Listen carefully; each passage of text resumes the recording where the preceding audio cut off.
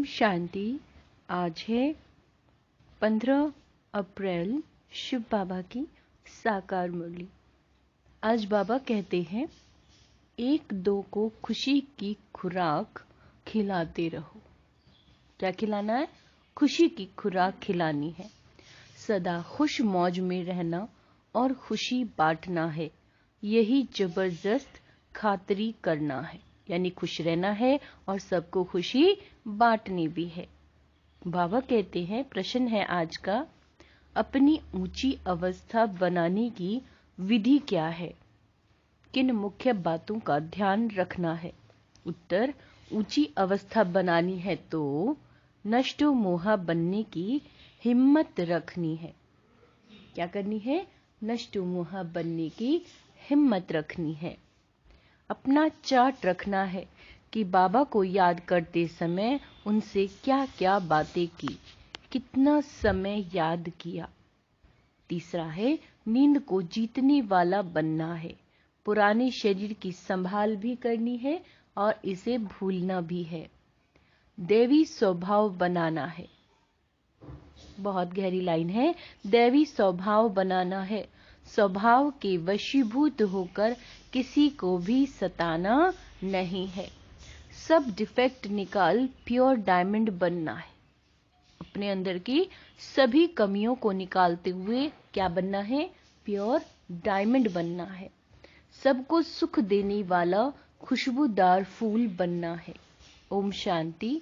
ज्ञान का तीसरा नेत्र देने वाला रूहानी बाप बैठ रूहानी बच्चों को समझाते हैं। ज्ञान का तीसरा नेत्र सिवाय बाप के और कोई दे नहीं सकता।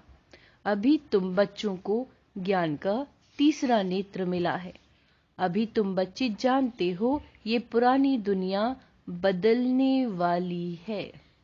हम ही जानते हैं, बाकी दुनिया में और कोई नहीं जानता कि ये दुनिया बदलने वाली है। बेचारे मनुष्य नहीं जानते कि कौन बदलने वाला है और कैसे बदलते हैं। क्यों? क्योंकि उन्हें ज्ञान का तीसरा नेत्र ही नहीं है, समझ का नेत्र ही नहीं है। तुम बच्चों को अभी ज्ञान का तीसरा नेत्र मिला है, जिससे तुम सृष्टि के आदि मध्य अंत को जान गए हो। बाबा कहते हैं, यह है ज्ञान की सैक्रीन। सैक्रीन की एक बूंद भी कितनी मीठी होती है। ज्ञान का भी एक ही अक्षर है। कौन सा है? मन मना भव। सभी से कितना मीठा है। अपने को आत्मा समझ और बाप को याद करो। क्या करना है? खुद को आत्मा समझना है और बाबा को याद करना है। बाप शांति धाम सुख धाम का रास्ता बता रहे हैं। बाप आए हैं बच्चों को स्वर्ग का वर्षा देने, तो बच्चों को कितनी खुशी रहनी चाहिए। कहते भी हैं, खुशी जैसी खुराक नहीं। जो सदैव खुशी मौज में रहते हैं उनके लिए वह जैसे खुराक होती है। 21 जन्म मौज में रहने की यह जबरदस्त खुराक है। यह खुराक सदैव एक दो को खिलाते रहो। एक दो की जबरदस्त खातरी यह करनी है। ऐसी खातरी और कोई मनुष्य की कर ना सके। बाबा कहते हैं, तुम श्रीमत पर सभी की रूहानी खातरी करते हो। सच्ची सच्ची खुश खैराफत भी यह है, किसी को बाप का परिचय देना। मीठे बच्चे जानते हैं, बेहद के बाप द्वारा हमको जीवन मुक्ति की खुराक मिलती है। जीवन मुक्ति यानी स्वर्ग। सतयुग में भारत जीवन मुक्त था, पावन था। बाप बहुत ऊंची खुराक देते हैं, तभी तो गायन है, अति इंद्रिय सुख पूछना हो तो गोप गोपियों से पूछो। यह ज्ञान और योग की कितनी फर्स्ट क्लास वंडरफुल खुराक है। बाबा कहते हैं, और यह खुराक एक ही रूहानी सर्जन के पास है और किसी को इस खुराक का मालूम ही नहीं। बाप कहते हैं, मीठे बच्चे तुम्हारे लिए हथेली पर, क्या कहा बाबा ने? तुम्हारे लिए हथेली पर सौगात ले आया हूँ। मुक्ति, जीवन मुक्ति की यह सौगात मेरे पास ही रहती है। कल्प कल्प में ही आकर तुमको देता हूँ, फिर रावण छीन लेता है। किसी को पता ही नहीं है कि सब रावण के चंगुल में फंसे पड़े हैं। और बाबा क्या कहते हैं? तो बाबा कहते हैं, अभी तुम बच्चों को कितना खुशी का पारा चढ़ा रहना चाहिए। तुम बच्चे जानते हो हमारा एक ही बाप टीचर और सच्चा सच्चा सद्गुरु है, जो हमको साथ ले जाते हैं। मोस्ट बिलीवेड बाप से विश्व की बादशाही मिलती है। ये कम बात है क्या? सदैव खुश रहना चाहिए, हर्षित रहना चाहिए। Godly student life is the best. यह अभी का ही गायन है ना। फिर नई दुनिया में भी तुम सदैव खुशियां मनाते रहेंगे। दुनिया नहीं जानती कि सच्ची सच्ची खुशियां कब मनाई जाएंगी। मनुष्यों को तो सतयुग का ज्ञान ही नहीं है, तो यहाँ ही मनाते रहते हैं। परंतु इस पुरानी तमो प्रधान दुनिया में खुशी कहाँ से आई? यहाँ तो त्राही त्राही करते हैं। कितनी दुख की दुनिया है। बाप तुम बच्चों को कितना सहज रास्ता बताते हैं। गृहस्थ व्यवहार में रहते कमल फूल समान रहो। धंधा धोरी आदि करते भी मुझे याद करते रहो। जैसे आशिक और माशूक दोनों होते हैं। बाबा कहते हैं, वह तो एक दो को याद करते रहते हैं। वह उनका आशिक, वह उनका माशूक होता है। यहाँ ये बात नहीं। यहाँ तो तुम सभी एक माशूक के जन्म जन्मांतर से आशिक हो रहते हो। बाप कब तुम्हारा आशिक नहीं बनता है। बाप तुम्हारा आशिक नहीं बनता। तुम उस माशूक को आने लिए याद करते आए हो। जब दुख जायस्ती होता है तो जायस्ती सिमरन करते हो। तभी तो गायन है, दुख में सिमरन सब करे, सुख में करे ना कोई। इस समय बाप भी सर्वशक्तिवान है। दिन प्रतिदिन माया भी सर्वशक्तिवान तमो प्रधान होती जाती है। इसीलिए अब बाप कहते हैं, मीठे बच्चे देही अभिमानी बनो। अपने को आत्मा समझ मुझ बाप को याद करो और साथ साथ दैवी गुण भी धारण करो। तुम ऐसे लक्ष्मी नारायण बन जाएंगे। इस पढ़ाई में मुख्य बात है याद की। ऊंचे ते उच्च बाप को बहुत प्यार स्नेह से याद करना चाहिए। वह ऊंचे ते उच्च बाप ही नई दुनिया स्थापन करने वाला है। बाप कहते हैं, मैं आया हूँ तुम बच्चों को विश्व का मालिक बनाने। इसीलिए अब मुझे याद करो तो तुम्हारे अनेक जन्मों के पाप कट जाएंगे। पतित पावन बाप कहते, तुम बहुत पतित बन गए हो, इसीलिए अब तुम मुझे याद करो तो तुम पावन दुनिया के मालिक बन जाएंगे। पतित पावन बाप को ही बुलाते हैं ना। अब बाबा आया है तो जरूर पावन बनना पड़े। बाप दुख हरता सुख करता है। बरोबर सतयुग में पावन दुनिया थी तो सभी सुखी थे। अब बाप फिर से कहते हैं, बच्चे शांति धाम और सुख धाम को याद करते रहो। अभी है संगम युग। खिवैया तुमको इस पार से उस पार ले जाते हैं। नैया कोई एक नहीं है। देखो ध्यान से सुनो, नैया कोई एक नहीं है। सारी दुनिया जैसे एक बड़ा जहाज है, उसको पार ले जाते हैं। बाप मीठे मीठे बच्चों को समझाते हैं, अपने को आत्मा समझ बाप को याद करो। बाबा कहते हैं, तुम भी बाप की सर्विस में लग जाओ, ऑन गॉड फादरली सर्विस। बाप ही तुमको विश्व का मालिक बनाने आए हैं। जो अच्छा पुरुषार्थ करते हैं उनको महावीर कहा जाता है। देखा जाता है कौन महावीर है, जो बाबा की डायरेक्शन पर चलते हैं। बाबा का फरमान है, अपने को आत्मा समझ भाई भाई देखो, इस शरीर को भूल जाओ। बाबा भी इस शरीर को नहीं देखते। बाप कहते हैं, मैं आत्माओं को देखता हूँ। बाकी यह तो ज्ञान है कि आत्मा शरीर बिगर बोल नहीं सकती। मैं भी इस शरीर में आया हूँ, लोन लिया हुआ है। शरीर के साथ ही आत्मा पढ़ सकती है ना। बाबा की बैठक यहाँ है।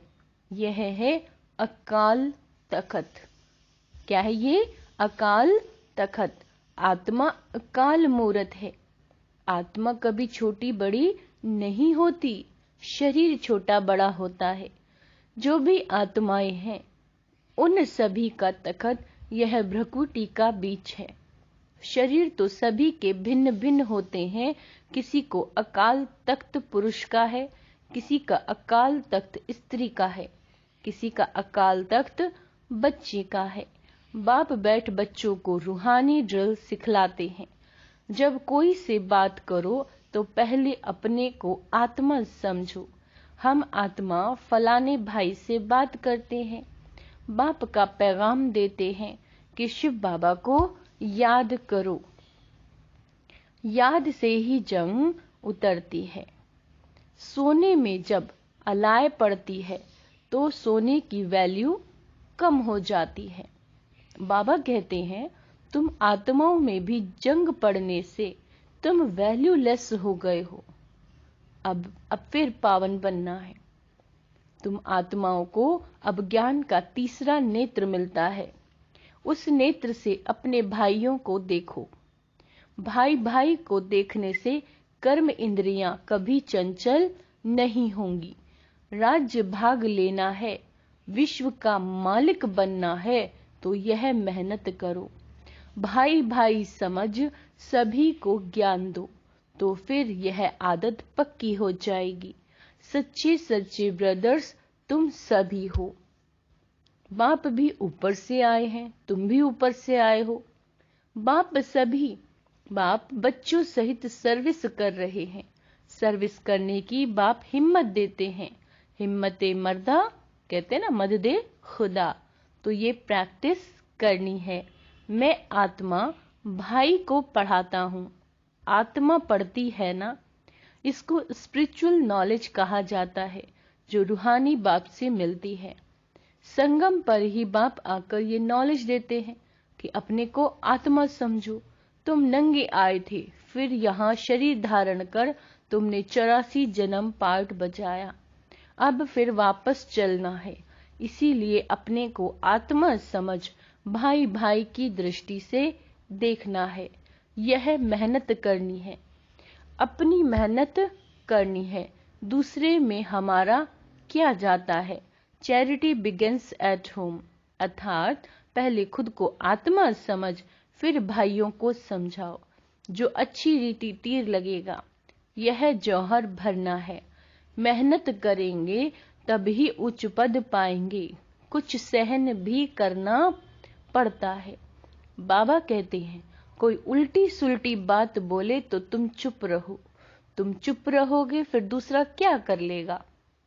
ताली 2 हाथ से बजती है। एक ने मुख की ताली बजाई, दूसरा चुप कर दे तो वह आपे ही चुप हो जाएगा। ताली से ताली बजने से आवाज हो जाता है। बच्चों को 1-2 का कल्याण करना है। बाप समझाते हैं, बच्चे सदैव खुशी में रहना चाहते हो तो मन मना भव। अपने को आत्मा समझ बाप को याद करो। भाइयों यानी आत्माओं की तरफ देखो। भाइयों को भी यह नॉलेज दो। यह टेव यानी आदत पड़ जाने से फिर कभी क्रिमिनल आई धोखा नहीं देगी। ज्ञान के तीसरे नेत्र से तीसरे नेत्र को देखो। बाबा भी तुम्हारी आत्मा को ही देखते हैं। कोशिश ये करनी है सदैव आत्मा को ही देखें, शरीर को देखे ही नहीं।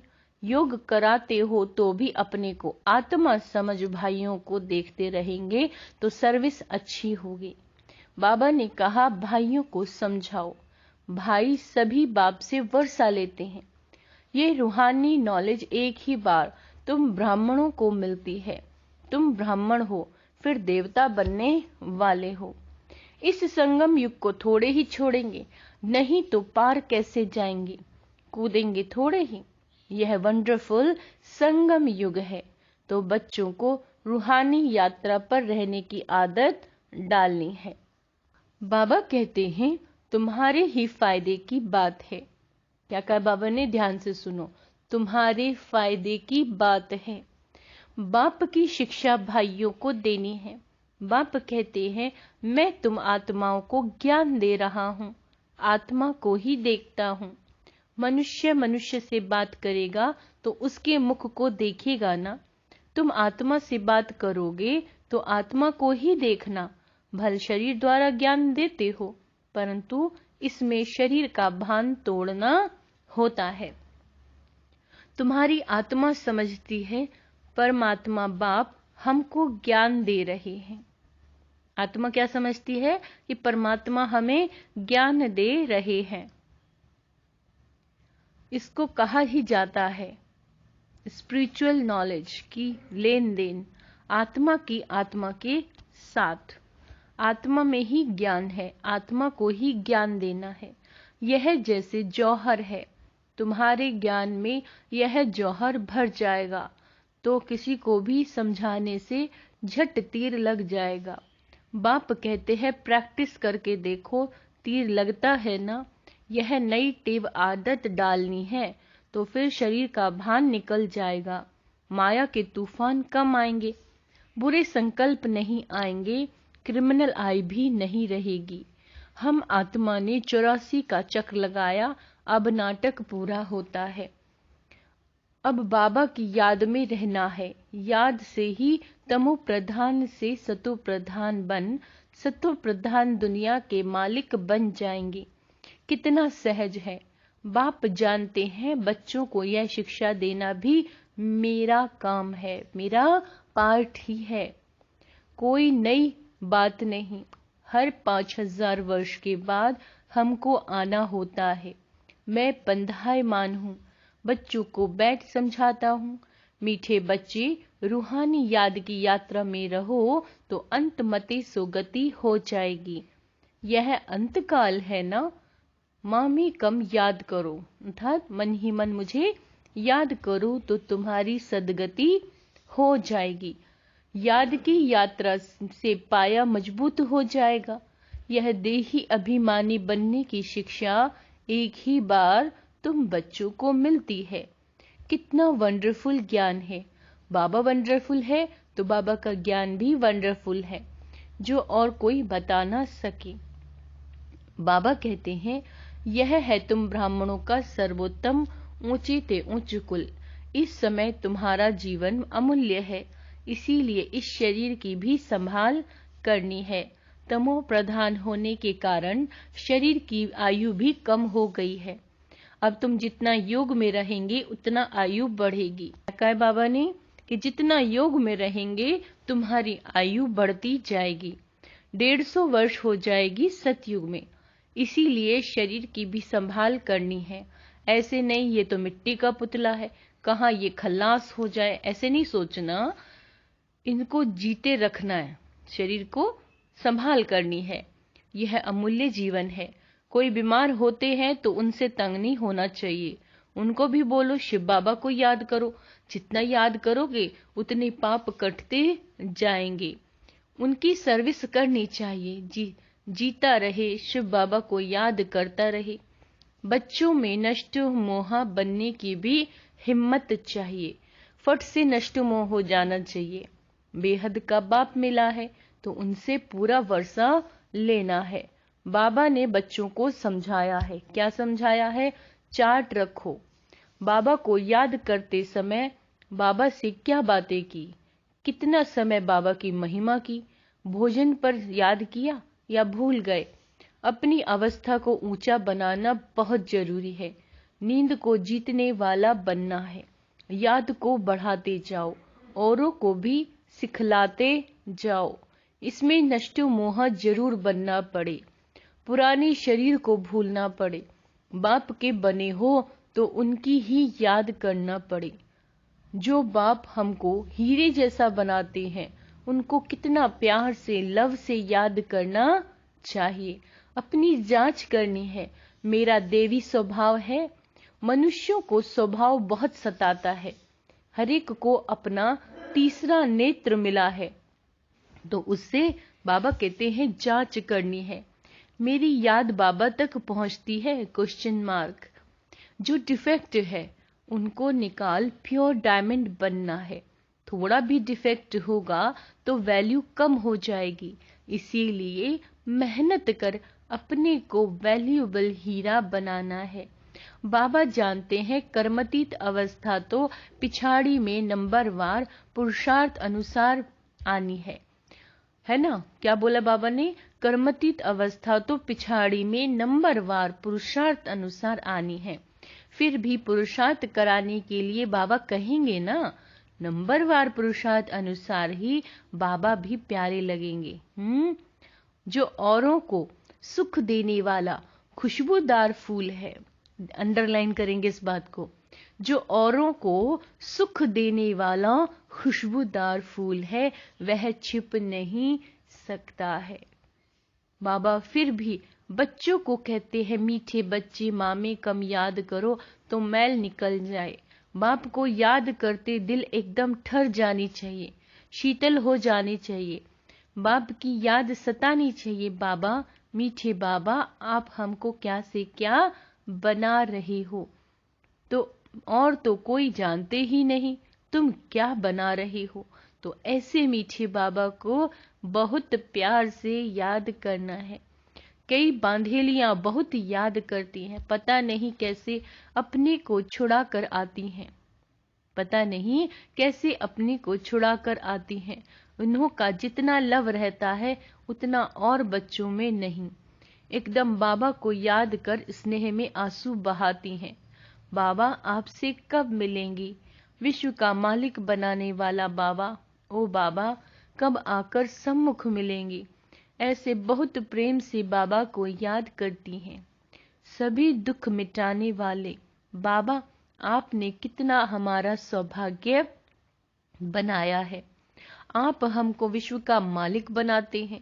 याद का भी बल उनको बहुत मिलता है। अच्छा, मीठे मीठे से कीलदे बच्चों प्रति माता पिता बाप दादा का याद प्यार और गुड मॉर्निंग। रूहानी बाप की रूहानी बच्चों को नमस्ते। हम रूहानी बच्चों की रूहानी बाप दादा को याद प्यार, गुड मॉर्निंग, नमस्ते मीठे बाबा, शुक्रिया बाबा, शुक्रिया। धारणा के लिए मुख्य सार। कोई भी उल्टी बातें बोले तो चुप रहना है, मुख की ताली नहीं बजानी है, सहन करना है, एक दो का कल्याण करना है ना? कोई बोले तो चुप रहो, क्योंकि ताली तो बाबा कहते हैं 2 हाथों से बजती है। एक चुप रहेगा तो दूसरे का कुछ नहीं होगा, कोई बात नहीं बढ़ेगी। कोई बोले तो सहन कर लो। ज्ञान के तीसरे नेत्र से आत्मा भाई को देखना है। क्या कहा बाबा ने? ज्ञान के तीसरे नेत्र से आत्मा भाई को देखना है। अपने को आत्मा समझ भाई को ज्ञान देना है। रूहानी ड्रिल करनी और करानी है। अपनी मेहनत करनी है, दूसरों को नहीं देखना है कि ये मेहनत कर रहा है नहीं कर रहा। बाबा कहते हैं अपने पे ध्यान दो। वरदान, अपनी विल पावर द्वारा हर एक को विल कराने वाले श्रेष्ठ सेवाधारी भव। अपनी विल पावर द्वारा, है ना, आत्मिक शक्ति द्वारा हर एक को विल कराने वाले श्रेष्ठ सेवाधारी भव। वर्तमान समय कई आत्माएं आपके सहयोग के लिए चातक हैं, लेकिन अपनी शक्ति नहीं है उनके पास। उन्हें आपको अपनी शक्तियों की मदद विशेष देनी पड़ेगी। इसीलिए निमित्त बने हुए सेवाधारियों में सर्व शक्तियों की पावर चाहिए। जैसे ब्रह्मा बाप ने लास्ट में बच्चों को शक्तियों की विल की, उस विल से ये कार्य चल रहा है। ऐसे फॉलो फादर अपनी शक्तियों की विल आत्माओं के प्रति करो। बाबा कहते हैं ऐसे फॉलो फादर अपनी शक्तियों की विल आत्माओं के प्रति करो तो समय के प्रमाण सेवा संपन्न हो जाएगी। स्लोगन है, जहां एकता और एकाग्रता की शक्ति है, जहां एकाग्रता और एकता की शक्ति है, वहाँ सफलता बहुत सहज प्राप्त होती है। अच्छा, ओम शांति।